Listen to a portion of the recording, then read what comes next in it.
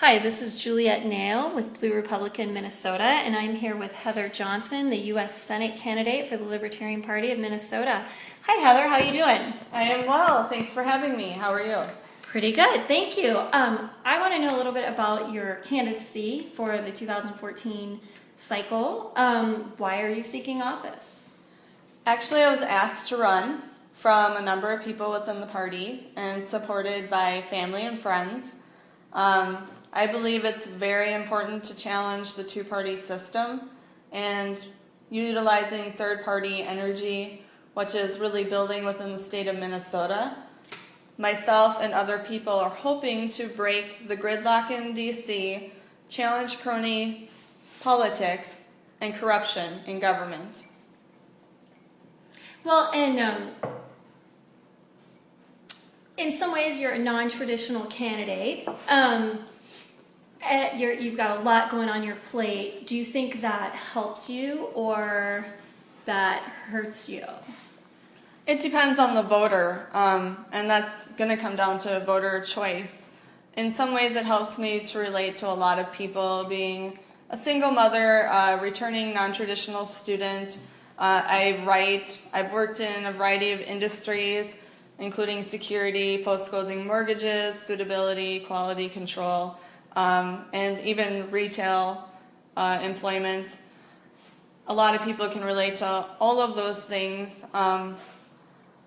They can relate to being a woman in society, having grown up in poverty, sometimes violent situations, whereas a lot of my competition has not. They don't have those shared experiences with a lot of people in society. They have a narrow scope. On the other hand, some voters would think that that makes me not as status quo, and people are fearful of different things. But it helps you understand what the real issues are at a deeper level, perhaps. Directly how the issues affect people, yes. From experience, I like that. So, which leads to what makes you the best candidate for this office? I would not say that I can say that I am the best candidate. I feel that I am qualified and the best for pushing the idea of ending crony capitalism in Washington and corruption. I'm really the only one who has come out in my race as primarily focused on challenging corruption in D.C. And I believe a lot of voters in society want to see that. No matter what side of the aisle they stand on, liberal or conservative, there is admission that corruption exists in government, and that needs to change. And that's the majority of my focus, and I believe that people really agree with it. Well, and kind of on that theme of corruption in politics, do you feel that that there is equal voter access, and is this an important issue to you? Yeah, that is one of the major obstacles to challenging the system, are election laws, federally and from state to state. They're not all the same, and people need to remember that Democrats and Republicans passed these laws. They defined major parties, they defined minor parties. That's a false model. It does not actually represent the majority of Americans. It doesn't represent minority of Americans. It represents their own personal interest. And we leaders are there to represent all of we the people, not just some. And if only some people are represented through election laws, no, there isn't equal access. So does, in Minnesota, are the Democrat and Republican primaries financed by the taxpayers of Minnesota? Yes. And what about your party? What about the Libertarian Party? And other minority parties? Did you receive taxpayer funding of your primary process? No. Minor parties do not receive that type of support in government. I believe also major party candidates receive money as well through taxpayer initiatives. Some third parties have taken advantage of the PCR program, which is a match donation that they can, up to $50, that people can get back from taxpayer program that can be utilized in the state. My race isn't able to use that though, because it's a national race, not a state race. Oh, this is a Minnesota program. Gotcha. Yes, but our convention, our primaries are not funded by taxpayers, and we do not receive the same type of funding that the major party candidates can receive. Okay, great. Thank you. And then so we've kind of addressed how candidates don't have equal access. Do the voters themselves have equal access? Do all voters have equal access in Minnesota in choosing the representatives? I don't see how they could possibly consider voters having equal access when they don't have equal access to information on all the candidates, how all the candidates stand, whether they're included in the debates or not. There are limitations upon voters when they don't have all of the information. That's one of the biggest obstacles in politics. Great, thank you. So kind of moving on to this idea of corruption is, what is the difference between capitalism, crony capitalism, and the free market? That's a good question. Capitalism and the free market, there's a difference because free markets are a voluntary exchange of goods and services, being that both parties involved are receiving something. They're both getting something they want or need. Capitalism does not rely upon a free exchange of goods and services. It relies on accruing capital to gain wealth. And they frequently can utilize government to manipulate that process. The free markets is open choice to anyone, where if people feel a company is acting with unethical behavior towards workers or consumers, they can vote with their dollars. In capitalism, when you have the government working for companies in a variety of ways, which we do see daily on a state and national level, they receive funding from the government. They receive special favors. They receive land use rights that are not given to the people in the same way. So that's crony capitalism, and capitalism is the accruing of wealth through capital, whereas the free markets is an open, voluntary exchange of goods and services that don't even necessarily rely on a monetary system. It could be, people have seen the rise in Bitcoin, it could be the government creating money, or people just trading goods, services, and time. So just to make sure I'm clear, so crony capitalism necessarily entails an involvement with the government. Yeah, it's a manipulation of government for their personal interest. Now, can capitalism, the accruing of capital via investments, could that, or does it exist, really could that exist within a free market system? It could exist in a free market system. However, it can also be regulated by the market itself as well, by people voting with their dollars, by workers and consumers deciding how they want to utilize their own resources. So, and this is kind of my own trying to understand a little better. So really, the problem is the manipulation and use of government for corporations or individuals' own benefit. That is the problem, as you see it. Yes, it automatically creates discriminatory action through government, where government is representing a portion of the system for we the people, and other people are either hurt by it or not represented. As a lot of people know, our leaders are supposed to represent all of we the people, right. And whenever they choose a side or represent a particular interest, and usually the particular interest is business, or whatever interest has the most money, they're automatically creating conflicts of interest within government and discriminatory legislation, which does not represent all of we the people. So if you had, I think I've heard you in speeches talk about a separation between government and business. So if that were in place, could business operate without that corrupting influence? Like, could it be a force for good, even accruing capital? And could it be, would it be held in place by the market because there would always be an ability for competition to come in? I guess I'm trying to understand if that separation is really all that's needed to fix this problem. The separation of state and business isn't simply just to create a free market choice system where competition and consumers can vote with their dollars. It also provides the ability of government to remain neutral. So if cases of fraud or force or coercion occur within the marketplace, businesses can be held equally accountable legally. Whereas now, I believe politicians are bought. They don't prosecute businesses when they commit crimes because politicians are funded by them. So that being the case, in the model that you propose, how would you deal with protecting the environment? How would your model protect the environment better than the current model?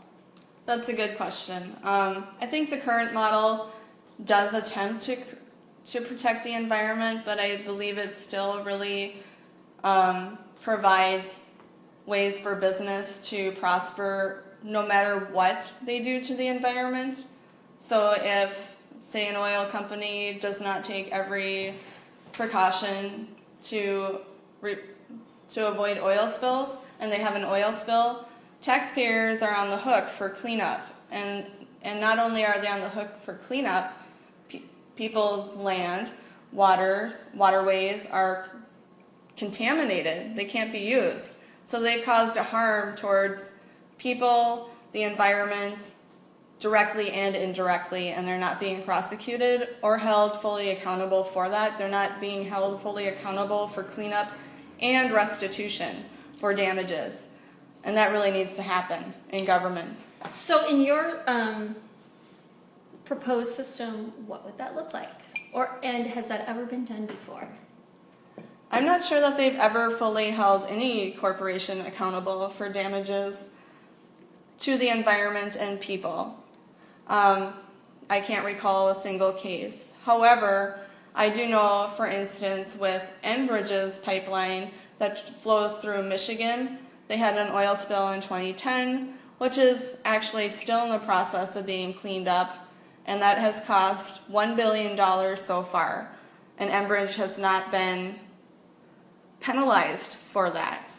In fact, they have negotiations right now to create more pipeline from North Dakota cutting through Minnesota into Wisconsin. And the government hasn't held them responsible for damages that they're still creating. 4 years later, still a problem. People are saying that moving oil on trains and through trucks is more dangerous and has caused more problems. I don't see how 1 million gallons of oil in the Kalamazoo River is a minor problem. And so the system that you're proposing, a solid separation of business and state, much like our separation of religion and government, would, just by being separate, the people or whoever was damaged would be able to go to the court system and fully receive restitution. Yes, they would be able to seek justice. And I don't think they should just fine businesses and then take that money from the business. I think that money needs to be given to the victims of the damage itself. And so they'd be fully responsible for all damages. Right. For all damages, and they must be responsible for cleanup. Okay, great. So since you brought up the topic of Enbridge, it's my understanding that you were able to testify at the Sandpiper Pipeline Public Utilities Commission hearing in St. Paul yesterday. Do you want to tell me a little bit about that experience? Yes, that was an eye-opening experience. I really didn't know what to make of the issue prior to going there. I read the 1855 Treaty for Indigenous Land Use Rights, and I recognize that treaty as being an assault on indigenous culture, and now there's an attempt to utilize indigenous land use rights to build this pipeline. A lot of people have criticized opponents of Enbridge as trying to stall the pipeline or get rid of it entirely. However, there are up to 53 different proposed alternate routes that the commission had to rule yesterday on whether or not they were going to examine those and study them as options alternate to Enbridge's plan. Additionally, in the spring, the public had the ability to make comments on this project, but Enbridge's current plan wasn't submitted until after public hearing was closed. This is why we had the hearing yesterday, because the public has a right. All those that would be affected by the pipeline have a right to respond to any plans of this nature legally, and people have criticized Friends of the Headwaters and Honor the Earth as trying to stall, but in reality they have a legal right to respond to Enbridge's plan. So we got to witness that yesterday. I testified to a libertarian perspective, and that is our libertarian platform honors the treaties. Personally, I believe some of the treaties are badly written, so they need to be revised, but we recognize indigenous populations' rights to their cultural heritage as well as land use. So what was in the treaty rights? Were the land rights in that particular treaty limited and the use rights only to the reservations, or do you remember what's in there? The land use rights span a whole region of northern Minnesota where they can use it for fishing, hunting, and farming. Wild rice is a big staple in indigenous culture in Minnesota, and that is what they're really fighting. If you put a pipeline in under all of these waterways, yes, it could leak, but it will also damage the system where all of that wild rice goes. And I spoke to indigenous land use rights. I spoke to the rights of private citizens and private businesses already established in northern Minnesota. Tourism is a big trade in northern Minnesota that would be affected by this pipeline. A variety of groups testified to that yesterday. And I also stated that as libertarians, we support business and their right to operate, but we also support maximum responsibility. That business is fully responsible for acquiring the land that they need through voluntary measures. They are responsible for implementing every safety measure they possibly can to decrease impact on the environment and the people. And they are responsible for any potential problems that arise from their business practices, whether it be an impact on the environment or people directly or indirectly. They're fully responsible. I wanted to make sure that taxpayers and the government were not on the hook for that as well. Well, and you talked about the landowners, like in the tourist industry, and gosh, I don't know what else is up there in northern Minnesota. Potatoes, I think. Can you talk a little bit about the eminent domain issue? And is that what you think of eminent domain being used by the state government to give easements to corporations? That is a misuse of eminent domain. The purpose of eminent domain is to utilize lands for communal public use that would be beneficial to all of we the people, and very little is beneficial to all of we the people. Eminent domain utilized for private companies is basically giving away someone else's property for the profit of a private company. That is a conflict of interest. If anyone else in society did that, walked over to someone's house and said, hey, I'm selling your house to this person because I can make a profit, that would be called theft. You'd be prosecuted as a criminal. Is there any instance that you would be okay with eminent domain?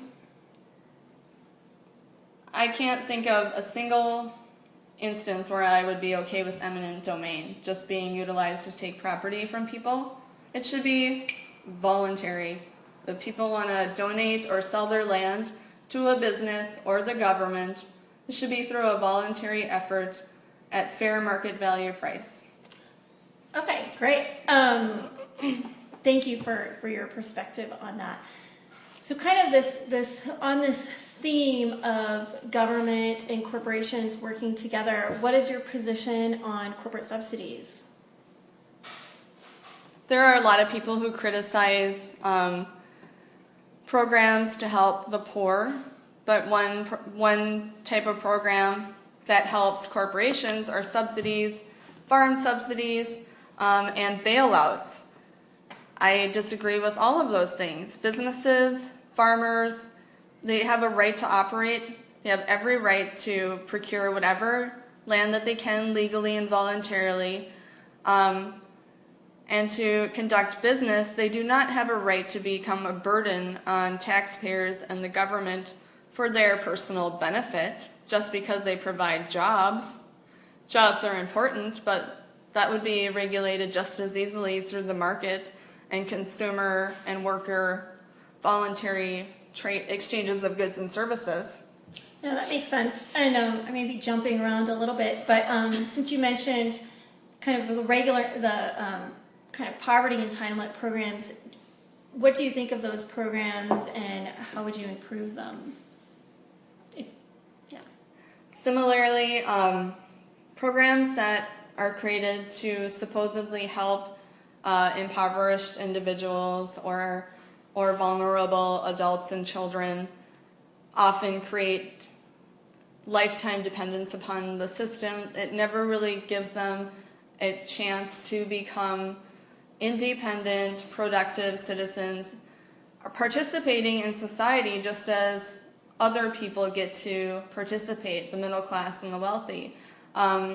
Direct to charitable efforts have historically been more effective in getting people to directly be involved in helping themselves while also giving them the support to do it, financially, physically, whatever those needs entail. The government similarly has limitations on what they can do.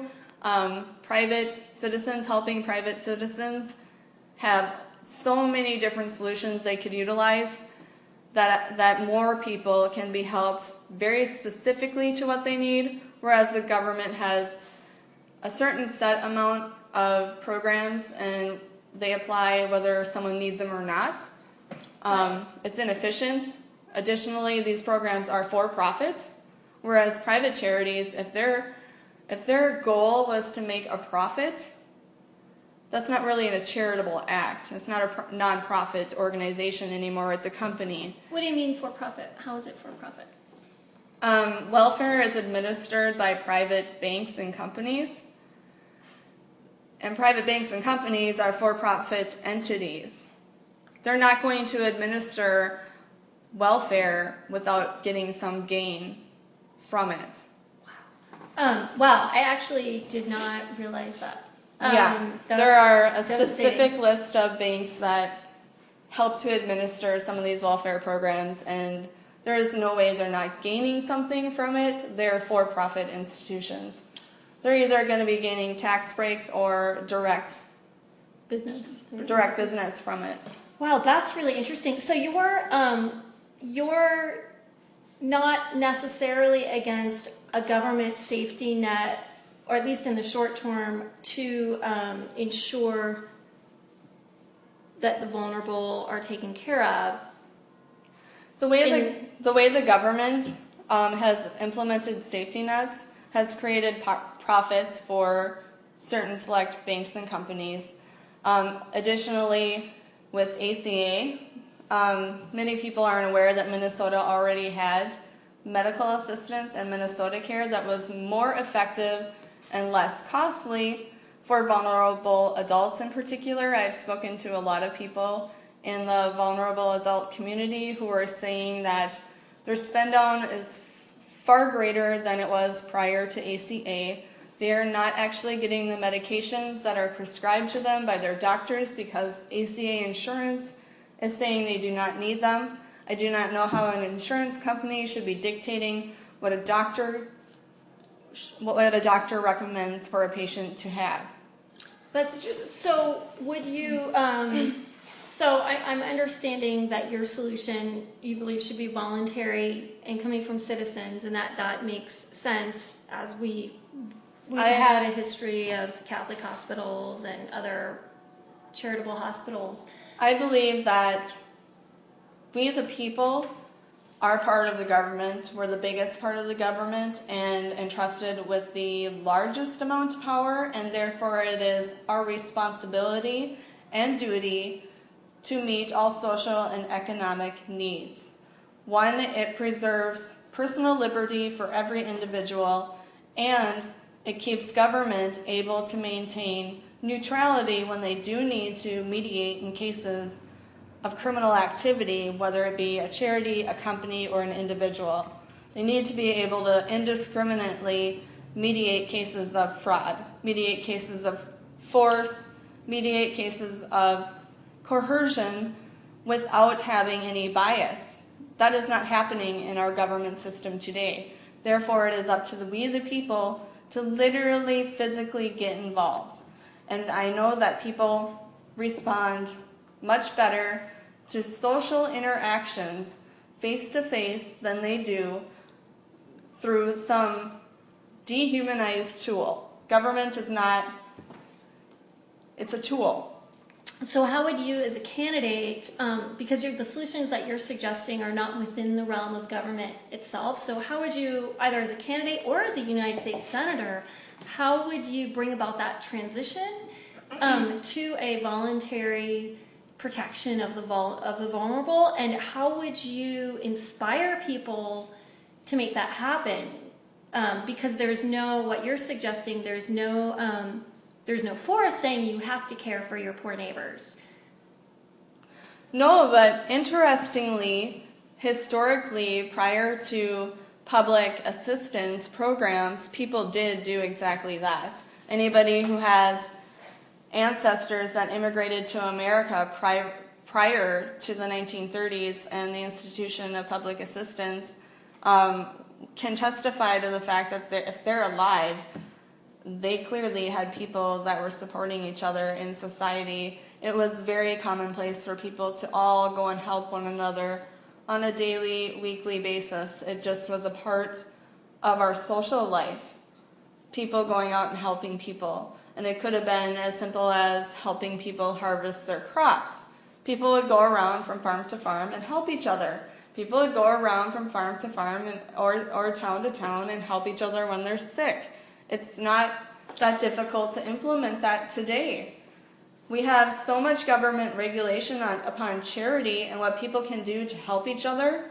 It is literally, in some places, illegal to have community gardens or to build tiny sustainable houses for homeless people when that would be a really good fix for people. Or feed the homeless. Or feed the homeless, yes. Wow. Okay, that's really great. So really, and actually, my grandpa would tell that story of exactly what you're saying. That all the ranchers in the town used one harvester, and they went around and harvested everyone's hay together to feed to the cattle. So yeah, wow. Thanks for reminding me of that. That kind of mentality could be used today in a variety of ways. There's really no excuse for people not getting out and directly helping one another. How many hours do we sit there watching TV or surfing the net? So what you're really talking about, what I'm hearing you say is we need a cultural change and we need to build social networks again. Yeah, people want social programs. Why aren't people just social, period? Oh, I love that. Very, very interesting.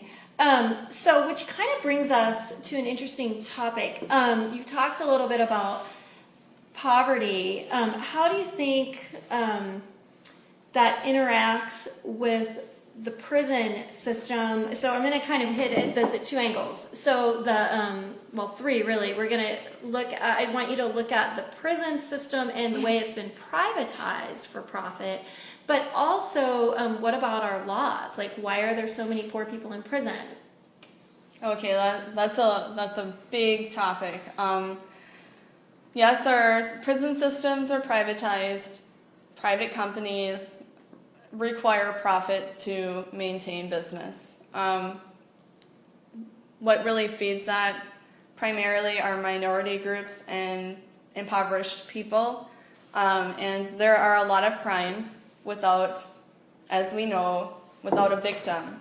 If someone has not committed a crime of fraud against someone or force or coercion, why are they being sentenced to prison terms for things such as drug use, prostitution, consensual sex between adults, gambling, etc.? Not only do those vices create a larger prison population, they also create violent crimes because they're doing them unregulated, and they're doing them primarily driven through violent criminal groups for profit. It's basically an underground capitalist market. If all of these things were legalized, they could be regulated better by the population themselves through supply and demand, the free market. And if incidences of force are being enacted through these types of vices, people could prosecute them easier because it would be out in the open. Right now it's so driven underground. For instance, the international human trafficking, that's so underground because a lot of criminal activity is driven underground. People are not talking about things that are happening because they might be busted for 5 or 10 years for a drug charge. Right. So part of the issue, it sounds like, is it's a multifaceted issue. Prohibition itself, whether it's drugs or prostitution or gambling. But it also sounds like what you're saying is with the privatized prisons, they have to keep up their quotas. I believe there is a capacity rate that they have to have. Yeah. So there's kind of a motivation to keep those prisons full. There is a motivation to keep prisons full. And who are we, who are our leaders to say that someone who uses drugs or sells them is somehow a criminal for doing such an act? They may need substance abuse treatment, but I don't see that as a criminal act. They have not committed some type of force against another person for it, or fraud, or coercion, for instance. How is that a criminal act? So if they go out and steal something to get a fix of heroin, prosecute them for theft. Or if they murder someone because they're crazy on heroin, you're prosecuting them for murder. For murder, yes. Okay, that makes a lot of If sense. someone just does heroin and hasn't committed some offense against somebody, why is it a crime? Why is it being utilized to imprison and enslave people for profit? Right. And do you think that the drug laws and really any of these laws do you think that they are prosecuted equally racially? No, I don't believe they are prosecuted equally racially or economically. For instance, the biggest population in prison systems are minorities or poor people or both together.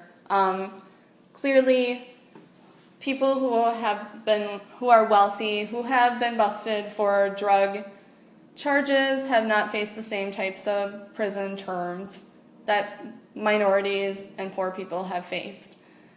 That gets publicized in the media. People do see that. Same thing with people who drink and drive. There are tons of people in society who drink and drive, who get fined heavily, have their driving privileges taken, but some famous person's wife, for instance, in Minnesota gets drunk and hits someone and kills them, and she's free to go. I don't see how there is a great disparity in the legal system in that way. And is that? Do you feel that's more? Is that more because of racial profiling, or just the public defenders are so overwhelmed they're not getting adequate defense, or all of the above? I think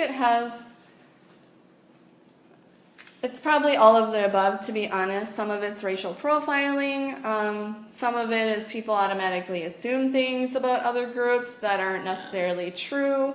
So that's really the target factor. For instance, look at Al Flowers. He is a community activist. He was beaten by police who were looking for his minor daughter in the middle of the night without a warrant. People automatically assumed he was probably just a criminal because he's a Black American activist, when in fact he is a community leader, has been for years and years, and the public didn't cry out against that.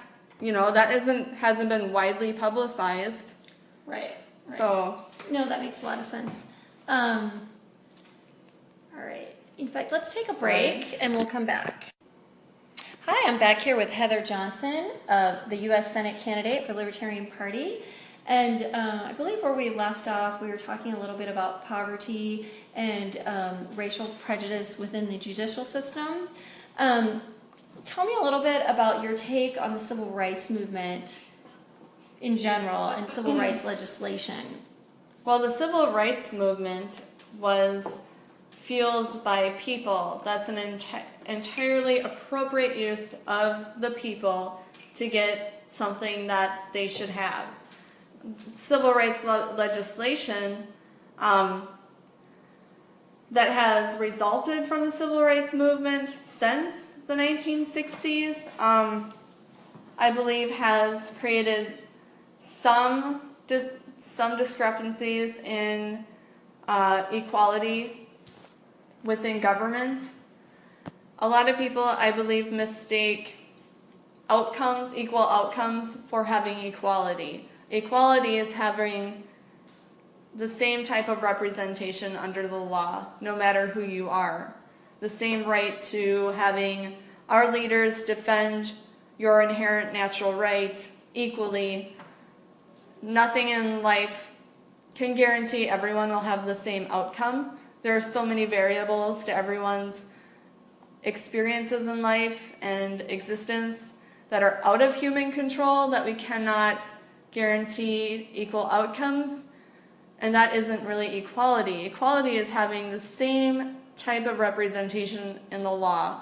And when you have any type of group pushing legislation that pertains to their interest and not to the interest of all of we the people, that automatically creates some type of discrimination,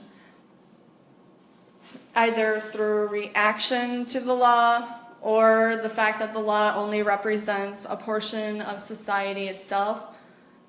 The government has then been utilized in a way for the interest of somebody over someone else. Therefore, they're no longer representing all of we the people equally under the law, which is what everyone wants. Whether they're women, people of various ethnic origin, religious origins, sexual orientation, or their economic status. People all want equal representation under the law. They have different ways of obtaining that and how they define it. We have to get down to the most basic common right and interest, which is everyone has an interest in their own lives. Everyone has an interest in living their lives how they choose. Everyone has an interest in their own properties, belongings, their personal effects, body, mind, to be free from acts of force from others or the government, to be free from acts of coercion or fraud. And that's where we all come together with the same desires, and that is what our government should be focused on. Civil rights itself, the whole movement, was a good use of the populace's will on how the populace should behave with one another. And that is treating each other with the same type of integrity and respect that we would all want to see. Government's role is to ensure that no one, no matter if they are some type of ethnic origin, female, male, age, race, religion, etc., is subject to infringements upon their personal right. So this is an interesting question. So I really, I love that you take an emphasis on the cultural change, and that it was, well, so with that, and I'll come back to follow up with the other part better. So do you feel that it was the cultural change and people boycotting and marching and getting stuff out there that led to the actual changes that happen, or the legislation? I mean, it sounds like I'm hearing you say that it was the cultural change. But. The cultural change, the conscience in America was ripe to push for the rights of people of minority ethnic backgrounds, particularly Black Americans in the Civil Rights Movement. And that was a variety of people coming together to push for that type of change that is a cultural change.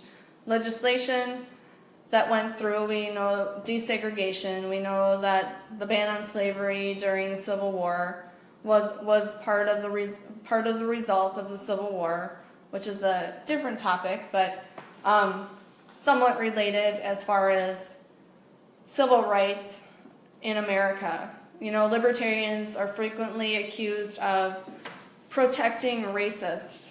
The fact is, we acknowledge there are bad people. We acknowledge that there are people that have bigoted ideas and feelings, and we acknowledge that no law will ever change the hearts and minds of individuals, that people's minds and hearts are changed through organic social and cultural interactions directly. This is true in the Civil Rights Movement. This was true when people pushed for the ban on slavery. People were seeing what was happening and came to the conclusion it is wrong, or they already thought it was wrong based on their own personal moral vision, not upon law. Same with the women's suffrage movement, labor rights movement. People, when they see people being hurt, they react to it, whether it's themselves or somebody else. So that I like that answer, and I'm trying to, so here's where, kind of circling back to the civil rights legislation itself, and a quandary, not just for libertarians, for all people, comes in when you have several layers of government. Mm-hmm. So civil rights legislation, if my knowledge is correct, is federal legislation. Mm-hmm. So, and I'm hearing in some ways that you might be against using federal legislation to legislate this. You're absolutely for civil rights, but not necessarily legislation. Well, I believe that our Constitution and our Declaration of Independence, people will say it's not a legal document. I don't see how they can say it is not a legal document when we utilize that to legally rebel against England at the time, Great Britain. But it is quite relevant to the shape of our nation and the structure of our government, so it can't be ignored. We, the people, have the unalienable right to life, liberty, and the pursuit of happiness.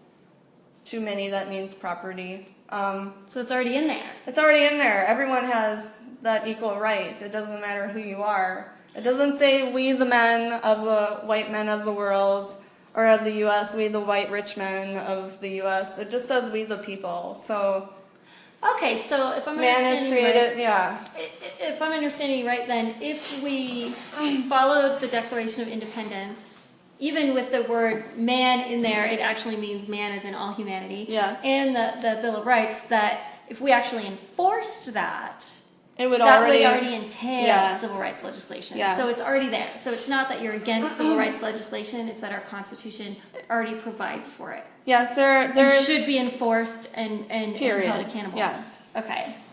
Yeah, there's already provisions for civil rights for everybody. There's already provisions, for instance, for a lot of people attack First Amendment, Second Amendment, Fourth, Fifth Amendment. Those amendments we know have been infringed upon by legislation. Partially from people in society pushing for it, partially from government manipulating their role. But the Constitution is a limitation on government power, and all of those amendments are actually telling the government, this is what you can do. Our right to free speech, our right to bear arms, etc. The government cannot do anything outside of the very limited scope that we've given them. So whether it's written into the Constitution specifically or not, doesn't matter. The government has no jurisdiction federally to infringe upon the First Amendment, the Second Amendment, the entire Bill of Rights. Oh, that makes perfect sense. And you've given me a great segue, but I want to come back and make sure that we've reiterated kind of one of the issues. So I love your take that the Constitution already takes care, it already does it, but we have to enforce it. Yeah. So that point that you brings up kind of the crux of the civil rights conflict, which my understanding, I mean, none of us were around, which it was so amazing to me when I found out that what the reality was like in my parents' generation. It was just shocking. But anyway, so you had the problem, in my understanding, is that, yes, the federal government says that we should all be equal, but then you have state and local governments both with law that were discriminating against minorities, but particularly speaking of African Americans. But you also had townspeople and shopkeepers, etc., that were redlining, which we have, I mean, we still have today in a lot of ways, that were using the law indiscriminately or against that group. So really the real conflict is, and why I think a lot of people are not satisfied with our answer is that, okay, well, we had the Constitution, but yet still these local governments and individuals were able to use law and their power to literally hurt, kill, maim, and keep people in poverty. Right. So how... well, libertarians how would you differ, resolve that? Yeah, libertarians differ Or would have resolved that? From constitutionalists. Some people in society are strict constitutionalists. They would adhere to the Constitution 100%. Libertarians don't agree on every point as it is written in the Constitution. We embody a spirit, an idea that was founded, some principles that were founded in our nation's initial formation, but we don't necessarily agree with all of them. So that's a confusion for people in the public, and civil rights is one of them. It is our understanding and belief, at least for me, that if all people have the right to their lives, liberties, and properties, the state governments, the federal government, local governments have no right to infringe upon that in any way, because the power resides in we the people, the most power. All of our leaders on a state, local, and government level are trusted servants to preserve those rights. And this is where our non-aggression principle really plays out differently than other political ideas and some provisions in the Constitution that we disagree with. So, say the 10th Amendment gives states rights, but it also mentions the right of the people, right? Nothing enumerated in the Constitution, or everything that is not enumerated in the Constitution is reserved to the states and to the people. People see that as states having an individual right to do things or alter constitutional amendments. I do not. I recognize that leaders on every level are trusted servants to the people. They're not one of them is ever entrusted with the right to infringe upon any group's personal right or any individual's.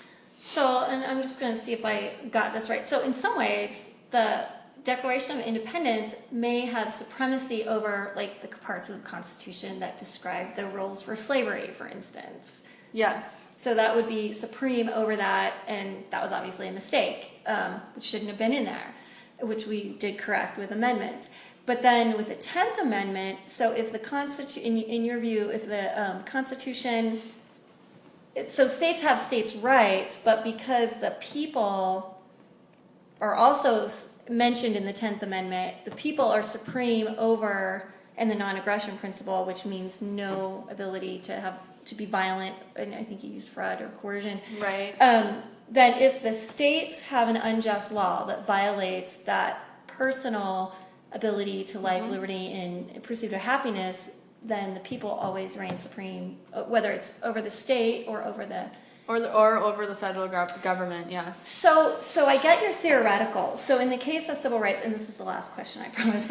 Well, I shouldn't promise on civil rights. So that the people that were being oppressed, so certainly had the right to defend themselves.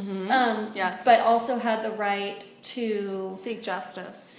Okay, so whether that was through the boycotts or whatever, they could have, if they had the money, the education, the knowledge, they could have just kept going up through to the Supreme Court to get that justice. Much like Native peoples today are, they've always retained those rights. We talked about the 1855 treaty. They retained those rights, but only in the last 40 years have they started reasserting those rights. Right. So we have to assert. The people have a responsibility to assert our rights. It's kind of what I'm hearing. We, the people, always have the greatest responsibility because we are the greatest, largest group in our participatory government system. We have the greatest responsibility to ourselves, to each other, to social needs, to economic concerns. Our leaders really can only do so much, and when they're utilized in ways that do not represent the spirit of preserving all of our rights to meet social and economic concern and preserve personal liberty, they're really not serving all of we the people anymore. And we're seeing that today. And there is a great, great fight against that. There's a great resistance from a variety of groups. We have the Green Party fighting their own ways that they see the government has infringed upon the trust of the people, the Grassroots Party, Libertarians, Independents, First Nations, Indigenous populations are fighting for their rights. Women are fighting for rights. You have people, minorities, people who are poor, business people fighting for rights. There's such an assault on personal rights in this country. Almost every group is resisting government in some capacity at this point. Government. Great. That's very, I think it's a very important viewpoint. So you mentioned some of the other rights in the Constitution. So since civil liberties is a big deal right now, and particularly for libertarians, I want to talk a little bit about, or I want you to talk a little bit about free speech in this country, and free speech in general, and then maybe the Fourth Amendment, privacy. But tell me a little bit about, do we have free speech, and what do you think about the right to assemble and free speech zones? Yes, we have the right for free speech, power of the press, religion, the right to assemble, the right to associate or not associate. That is a very libertarian view. That certainly stands against our principles, or in common with our principles, sorry. But we do have zones where free speech don't apply in the U.S. anymore. There's an area of northern Minnesota that technically is not a free speech zone, or is a not free speech zone. I was up in Virginia, Minnesota at a Liberty rally, and they talked about how they are actually technically part of that zone. They could be spied upon without a warrant or limited in their speech, because I believe it's 100 miles all the way around the border of the United States. The First Amendment does not apply. And the federal government could, according to this particular provision in the law, and this is not in the Constitution, this was created by the government, they could infringe upon the First Amendment right. That sounds unconstitutional. That's unconstitutional. And additionally, we have NSA spying. an attack on net neutrality that people are fighting. We also have limitations on where we can assemble, which is an infringement on the right to assemble. Again, just because something is not outlined in the Constitution as specifically, for instance, areas as the right to assemble aren't outlined, does not mean the government gets to then put in their own provisions. We're reserving that right to the people.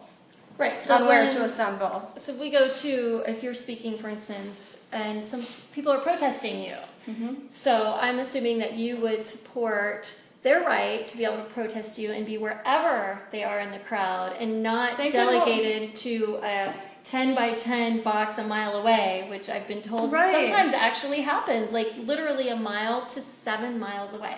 Yeah, that's not an exercise of the freedom of speech. If people want to come and protest my speech, hopefully they would still allow me to talk, but have the respect to allow me to talk. But if they want to have signs or even to talk to me or the crowd, why can't they? Now where that gets tricky is people do not have a right to harass people, right, or intimidate people. That's coercion. So that would be breaking a law. The principle of coercion. But the right to assemble and protest, should be able to hold your sign wherever you want. Right out in front of someone's house. Maybe not step on their grass because they're private property rights, but why not on the street out in front of someone's house? Right. Who says that's wrong? Or a public building. Why can't we be right out on the public lawn? It's everyone's property. Right. And I don't know if there's any lawsuits around that or not. It would be interesting to see, because that, as our Indigenous friends mentioned yesterday, that's a reserved right. And as you just mentioned, that's a reserved right. It's not something the government grants us. Right. Yeah, I think that's we grant the government limited powers and responsibilities. All other rights are reserved to the people. That's a very libertarian idea. Okay, great. So you've touched on privacy. So privacy is really a Fourth Amendment issue. And I think we've hit all of it. The only thing, you touched a little bit on the Second Amendment. I'm just going to ask you, well, real quick, what is your position on the Second Amendment? And then a follow-up, are you familiar at all with the Second Amendment role in civil rights? And why gun control laws were originally passed. So, I'm not that familiar with gun control during the civil rights movement. I'm guessing that people were limited in being able to own arms that were being discriminated against. That's what I'm assuming is what you're talking about. But the Second Amendment right is about the people as a militia. The people are the militia. It's not about state National Guards, that's a branch of the military, or the federal military. They're there to operate against potential foreign aggressors, but the idea of a militia is twofold. One, the people themselves could resist an invasion of America. And then two, we have a right to rebel. Not every government in history, in fact, I don't know very many, if any, that ever considered within their foundation that the people themselves have a right to rebel against tyrannical government, rebel against officials when they violate and infringe upon the people's rights. And rebellion wasn't something to take lightly. It's well documented within the framers' own personal papers that rebellion shouldn't be taken lightly, but we do reserve the right to rebel because after a long period of tyranny under government control, people should be able to rebel against that, and infringing upon people's right to bear arms. And my Second Amendment position on that is people have the right to bear arms, period. Not just guns, any particular arms that puts them on equal footing with the American military. If you can afford it, You should be able to own it. At the inception of our country, people could own a ship, a warship. There were mercenaries the government hired. People say that they were not able to understand assault weapons. They had assault weapons. Any weapon is a form of assault, you know. It gives you the capability of assault. So these terminologies are just manipulative tools to use to push legislation on personal, emotional views. We have a right to rebel. We have a right to defend ourselves from foreign aggressors, from immediate aggressors. Honestly, the police cannot protect anyone unless they're right there. Right. And there's no way we could hire a police person for every single person to follow them around, you know, fully trained to protect everyone at all times. That's insane. People have a right to protect themselves. People are afraid that insane individuals will have access to weapons and attack other people. That has happened with gun control, without gun control. That's happened all throughout the inception, or all throughout human history. There have been people who just mentally are either not all there, are suffering mental illness or an emotional break. They commit a crime. That is not an excuse to infringe upon everyone's personal right to defense and right to rebel. People need to address that issue of mental illness. That is the issue that should be talked about within Second Amendment. Those who want to either ban the Second Amendment or alter it. The issue needs to be addressed of mental illness, of social illness. People who have unhealthy social relationships, it has been proven that they do have emotional mental issues. And it stems from unhealthy upbringing or a different chemical composition of the brain or unhealthy relationships, and people do need to address that aspect of that problem. They're trying to regulate the tool of the problem and not the symptoms, and that makes absolutely no sense. Well, that's a really good perspective, and I want to ask you a follow-up question about mental illness. So my understanding and kind of what I was getting at was, yes, it's my understanding that gun control was specifically designed to keep African Americans and minorities from owning guns. Specifically. Now, I may be wrong, but that's in what I've seen in my research, and I want to delve a little deeper in that. But the other interesting piece of this I had not known until a few months ago. On Minnesota Public Radio did a piece on the role of carrying weapons in the civil rights movement.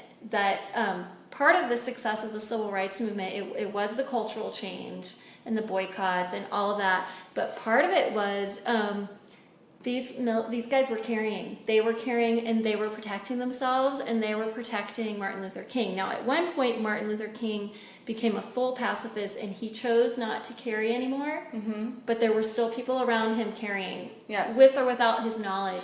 And that was shocking to me. I'm not someone familiar with guns. I'm not someone that's terribly comfortable with guns in my past. So it's just an interesting perspective. And I like your focus on mental illness. I'm wondering if you have anything you want to say about that, of how should society address that? Because it seems to me today, whether it's because social structures are gone or we just don't have enough knowledge, that it is absolutely falling through the cracks. Now, in the bad old days when we were children and before, I think extra people were locked up. You just lock them all away and throw away the key. I'm not suggesting that be the solution, but what is the solution? There was a movement away from treating mental illness, especially through government means and some private means, because people were mistreated. And I would say that decades ago or 100 years ago or 200 years ago, whatever, people did not have the same type of knowledge they do now about how to help people with mental illness. Some of it may be needed through medication. Some might need to be in facilities. They may never be curable, but that doesn't mean they shouldn't be treated humanely. And also, some people need just human social interaction, people that care, to treat these various illnesses. They need counselors, they need access to medications, and I think you mentioned our movement away from social structures in society. We have become a nation and society where people focus so much less on human interaction than they do on inhuman interactions, like discussions on the internet. People are so disrespectful to one another. Instead of talking about an issue or topic, and I'm not saying that everyone is this way, but people will attack one another, demonize one another. It seems to have become whoever shouts the loudest gets to be heard, when in fact not always the loudest person is saying the most useful or constructive thing. It's a tool to silence people, and people are reacting to that. I think also with some of these school shootings, we're seeing bullies fighting, or people who are bullied fighting back against what they think of society as bullying them. And they're targeting the most vulnerable people in society, little children. That is absolutely insane and a terrible, terrible thing. I'm a parent. I know you have children. That would be a terrible, terrible thing to face that. And I can't imagine. But again, addressing mental illness, addressing social problems directly through social human interactions is going to be the most important in fighting that, rather than using legislation on a tool, a means. Guns are a vehicle to an end, and they can be utilized for, as you said, the civil rights movement. They were able to protect themselves and protest, and they were tremendously successful in that measure. People can protect themselves in their own homes or rebel against a tyrannical government. Or they can be insane and go and take that tool and kill people. What we need to do is directly help people that are in crisis, and we need to become more socially involved. And that does not need to happen in the form of government, which we all know is very limited in their capabilities. I think people from all sides of that issue can agree the government is limited in what they can and can't do, and how they can and can't respond. And we know that government processes take a very long time for even the simplest things. But humans can mobilize directly themselves and do things themselves right now at any given time that they want, in a variety of ways. There's more flexibility, more room for multiple ideas and solutions to work at the same time. Well, and how would you, as a candidate or as a senator, promote that? Because what you're suggesting is not solving it through laws. Yes, I've actually started developing some of my own ideas, and I've actually put it out there for other people to present ideas on how to do that without utilizing the government. How can we all contribute to helping each other, helping people in need, whether they be mentally ill, vulnerable adults or children, people in poverty, battered people, people that are trafficked, but we're not hearing about that issue in the public.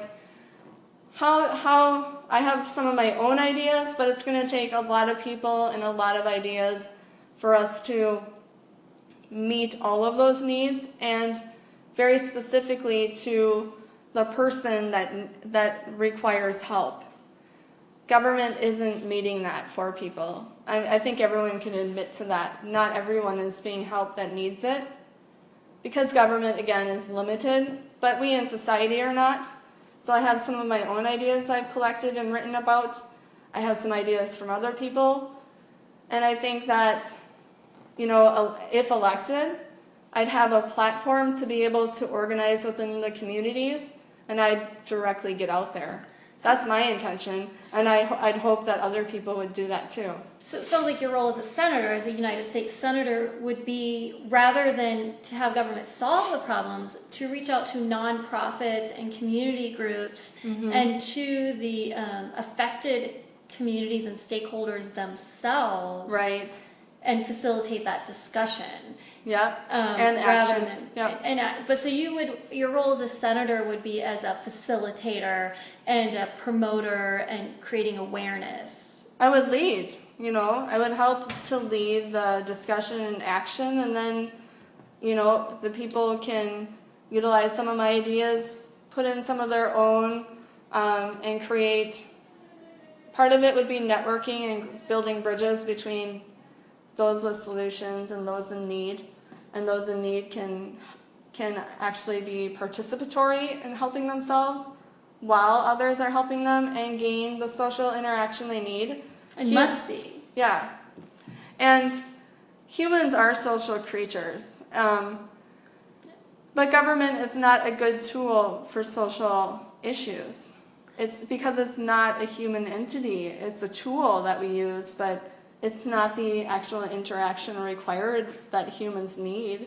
Well, you described a model of leadership that inspires people and facilitates their own solutions rather than dictates solutions. That's kind of inspiring. Right. Yeah. I like that. And so we have, we didn't get to the issue of, actually a huge issue of non-interventionism and pacifism, or the non-aggression principle in foreign policy, in the right to defense, or immigration.